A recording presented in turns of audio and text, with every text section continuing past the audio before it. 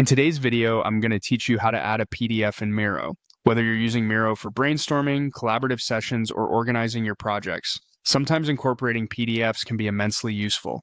It allows you to integrate detailed documents directly into your board, making information accessible and enhancing the flow of ideas during collaborative efforts. So, let's dive in and see just how easy it is to do this. First things first, head over to the Miro website and once there, navigate to your board's dashboard. If you're not already signed in, make sure to enter your credentials to access your account.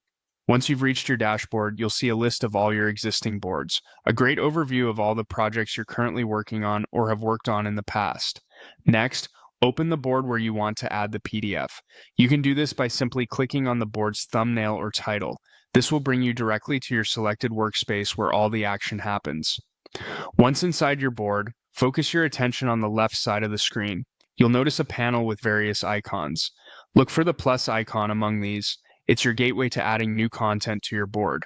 Click on it to reveal a host of options you can explore. After clicking the plus icon, your next step is to find the media section. This section is your go-to for uploading files and documents. When you click on it, you'll see various media options that Miro supports, creating a seamless experience for enhancing your board with different kinds of content. Now, with the media section open, it's time to upload your PDF file. Simply locate the PDF you'd like to upload from your device and drag it into the designated area, or click the upload button and select your file from the dialog box that appears. Miro processes your upload, and in just a few moments, your PDF will be visible right on your board. It's as simple as that. Incorporating PDFs into your Miro board is a fantastic way to enrich your board with detailed documents and reference materials. This enhanced way of presenting information ensures that all participants have access to the same materials in real time, fostering better communication and collaboration.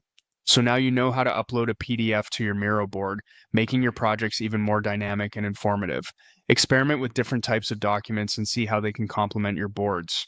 Thanks for watching, and happy collaborating with Miro.